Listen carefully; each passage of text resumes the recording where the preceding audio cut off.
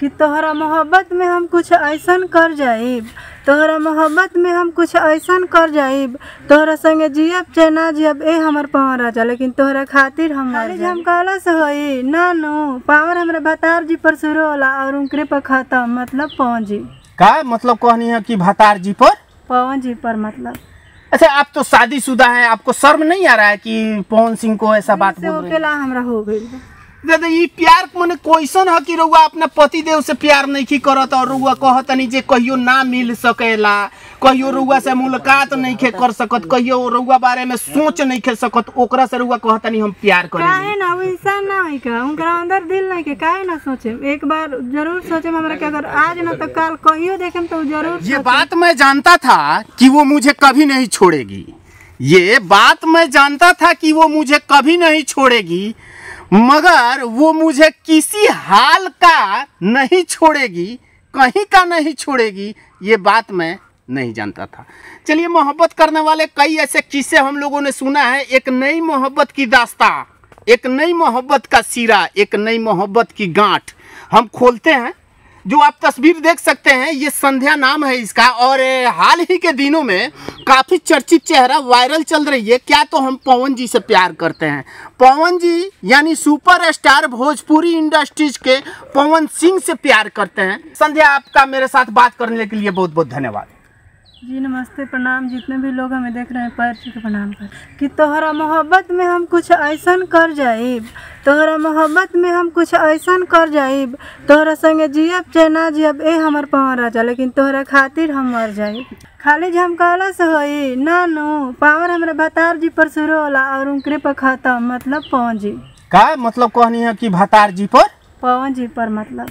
अच्छा आप तो शादीशुदा हैं, आपको शर्म नहीं आ रहा है कि पवन सिंह को ऐसा बात बोल रही हैं आप? कैसा शर्म है, प्यार करते हैं तो इसमें शर्म की बात नहीं है। अच्छा ये शादी होने के बाद प्यार हो जाता है? नहीं, शादी से पहले ही हम प्यार करेंगे। शादी से पहले ही प्यार करती थी? जब शादी से पहले प्यार करती थी फिर शादी काहे के लिए की? तो उस टाइम बड़का मोबाइल नहीं था ना कि हम बताए पवन जी हम आपसे प्यार करते हैं। और अभी ख्याल आया कि नहीं अब हम बताएं कि पवन जी से प्यार करते हैं? अभी नहीं, बहुत दिन से बता रहे हैं। बहुत दिन से? कितने दिन से बता रही हैं? बहुत दिन से बतावत रही लोग से, तो लोग कहे कि जो पावर स्टार छोटा आदमी बड़न की तरह से मुलाकात कर लियन, तो ऐसे ना हो पात रहे, तो हमारा लगे बड़के मोबाइल आल, तब हम खुद सोचने कि हम काहे ना अपना से करें। वो नहीं लग रहा है कि हम पवन सिंह से हम प्यार करते हैं, केवल कहने के लिए कह देते हैं, पवन सिंह से कभी मुलाकात तो होगा नहीं, और आप शादीशुदा है, आपको नहीं लगता है कि ये गलत बात हम बोल रहे हैं? शादीशुदा बूढ़ जवान प्यार ना देखला कि के कैसन बा, प्यार दिल से होकेला हमरा हो गइल।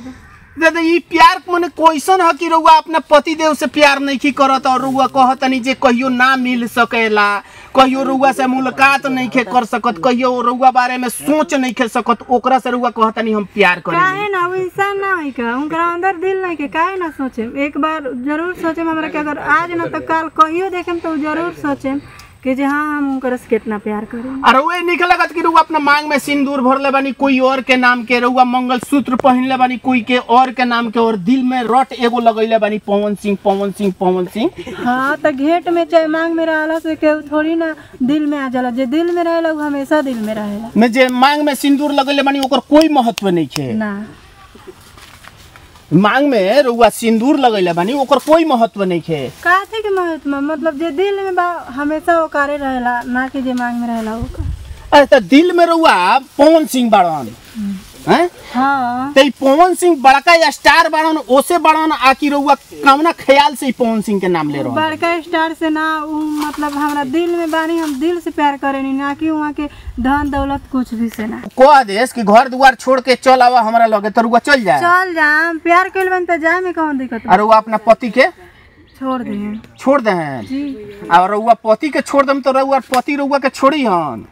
वो छोड़ी चाहे ना छोड़ी, जे दिल में बा हम ओकरा लगे न रहे, जे दिमाग में बा ओकरा लगे कैसे रहे। अच्छा प्यार करेनी पवन सिंह से, कैसे लोग मान ली कि रउआ प्रेम करतानी पवन सिंह से? अब कैसे हम बताएं कि लोग के प्यार करेनी, अब जान दे देम तब पता चली। ई तो हम नहीं कहत कि जान दे देला से ही प्यार साबित हो कि हम फलना से प्यार करेनी। जब रउआ जनवे दे दे हैं तो फिर प्यार केकरा से करे? तो देखी साबुत कथी बा, साबुत बा कि हमारा दिल में बानी, हमेशा रहे, बस रहे दिल में बानी हमेशा खातिर, तो हमेशा खातिर उहे के रहे। और अगर एने पवन सिंह अगर आवत तरन तो रउआ मुलाकात करे चल जाए। काहे न जाए?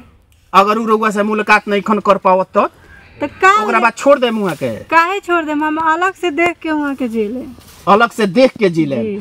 चलिए ये मोहब्बत है और मोहब्बत की कहीं ना कहीं दास्ता इसी गांठ से शुरुआत होती है कि वो मुझे चाहे या ना चाहे, मैं उसे हमेशा चाहूँगा और वो कहीं भी रहे मैं उसकी याद में तमाम उम्र जी लेंगे, उसकी यादों के सहारे।